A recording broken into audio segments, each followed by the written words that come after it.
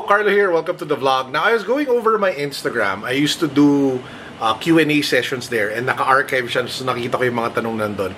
And one question that I saw na sinagot ko dati was, paano tumaas ang sweldo? Iba yung mentality or ibang-iba yung isip ng mga tao today on how to get there versus kung ano yung what worked for me. And yung gusto ko lang ikwento, and hopefully to give value to in today's episode, is ano nga ba yung pinagdaanan ko to get there? O, di ba? Exciting. Tas dadaling ko din kayo sa tournament ng Flesh and Blood na paglalaroan ko, a card game. So, tara, let's go.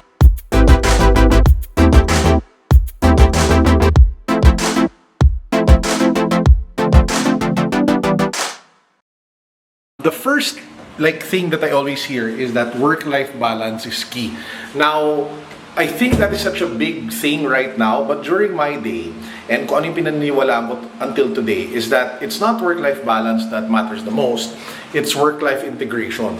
Kasi there are moments in your career where you need to give more than you take. And there are moments in your career na you're able to relax a little bit more and be the one that takes more than gives more. Parang gano'n, di ba? So parang may ano yan may ebb and flow. May mga times na talagang you have to commit more time, you have to give more effort, you have to give more of yourself to the company and even to yourself, because work-life balance is not just about giving time to the company. It's also about investing in yourself, investing in your skills, and that is such an important thing that we will discuss. But yun again, it's not just about work-life balance, it's about work-life integration. Pag-usapan natin more right now. When I was starting out, ito yung mga pusa ko. Nandiyan sila lahat. Ano ba? Ito si Dusty. Kasi si Panda. So anyway, work-life integration. So when I was starting out, kulang ako sa skill set kasi pinasok kong career was marketing and I didn't have a lot of marketing skills. So ang ginawa ko noon, every night after work, I would read books. Di pa uso Google noon, di pa uso internet. Magbabasa ako, bibili ako libro sa National Bookstore, Marketing for Dummies, Finance for Dummies, and I would seek out time from some of my bosses, shout out kay Rick, kay Jane, kay Frances, to learn as much as I can to invest in myself. So yung OT ko noon was not giving more time to the company per se. Yung OT ko noon was investing in myself so that I could be a better professional. I could be a better marketer. So that's kinda like the point, no? Hindi lang palaging OT sa oras sa pagtrabaho, OT din yan minsan para gumaling ka. Dusty, say hi to the vlog, Dusty. Tapos yan si Panda. Whoosh, whoosh, whoosh. Ito naman, ay, Cleo, magpakita. Yung little piglet namin. Piglet no? By the way, speaking of cash, gusto nyo ba ng 100 pesos? And then seriously, lahat naman tayo mahilig mag-shopping, di ba? And one of my favorite ways to pay is using digital banks. And one of my favorite digital banks is GoTime.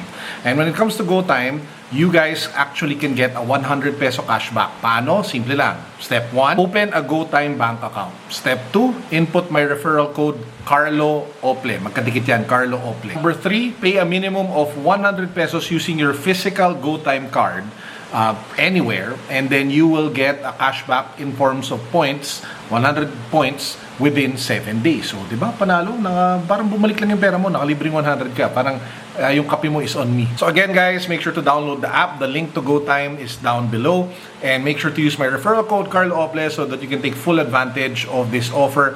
Don't forget to tell your friends, your family. Siyempre gusto natin lahat ng tao mag-enjoy sa mga gantong bagay. Back to the video. There are also times in your careers na parang sprint mode ka, na for a certain period of time, kailangan talaga mag-OT at magbigay ka ng sobrang daming oras mo. Especially if you work in advertising. So there was a time I was working in advertising na halos araw-araw OT. Halos every day. Parang matatapos ka 9 p.m., 10 p.m., 8 p.m. Doon mo talaga ma-realize what is work-life balance? It's a myth. Diba? But looking back, I wouldn't trade it for anything else, because that experience not only made me more resilient, but it also gave me so much experience, so much parang nag-level up, alam mo yun, parang naglalaro ka ng game, sobrang dami mo na-accomplish, sobrang dami mo nagagawa, ang bilis mo mag-level up as a professional, kasi you're learning so much more, you're networking with so many more people, you're learning from some of the best creatives in the world, and you only have that chance, alam mo yun, for a certain period of your career. So parang ako, instead of parang complaining na parang shucks, wala na akong buhay, etc., I decided to double down and soak it in as much as I could to learn from advertising greats, Like dito sa Pilipinas, sila Merly Jaime, sila Alex Saifu, si Ronald Barrero, sila Louie, sila Miko, sila Jerry. I mean, yung mga katrabaho ko dati sa DM9 Jaime Saifu, Densu. As in, grabe talaga. As in, it was such an amazing experience. And while the OT was bad, I mean, talagang really bad. I wouldn't trade it for anything else kasi it was such an amazing experience to be part of. Carlo, ibig sabihin nun, puro OT ka na lang at wala ka na ibang ginawa. Hindi naman, no? So you get to pick your spots, pick your poison, kumbaga. There are times where you're able to go on a vacation. There are times na you go into your hobby. Ako, hobbies ko back then were really TCGs, gaming, and dun ako, kumbaga, would find enjoyment and pleasure. And of course, going out with my wife, going out on dates. We wouldn't compromise on having date nights. So it's just really finding your spots and knowing na it's ebb and flow. Na parang ngayon lang to, palilipas din to, and you just have to get through it because it is an essential part of your career na dinadaanan mo yun at that point. At least for me, again ito yung kwento ko, pwedeng maging iba para sa inyo. Hindi ko sinasabang tama lahat ng ginagawa ko, tama lahat ng nangyari sa akin. Kwento ko lang na this worked for me, and take whatever lessons that you can get from it and apply it to yourself. Dumating na yata Grab natin. Let's see. Ayan na siya, sinigang, let's go, sinigang, gang. Another key lesson na gusto kong i-share sa inyo is something that I read from a book called 48 Laws of Power. It was one of the first books that I read, no? And one law is never outshine the master. And this is something that I've kept close to my heart. Ganito yan. If gusto mo ma-promote at gusto mo tumaas sweldo mo, ang pinakamalaking message dyan, ang boss mo. Ngayon, kung kukontrahin mo lang yung boss mo at maging kontrabida ka sa boss mo at pinapahirapan mo yung buhay ng boss mo, again, ito yung gumana para sa akin, ha? Paano ko ma-promote? Di ba? Malabo yun, friend.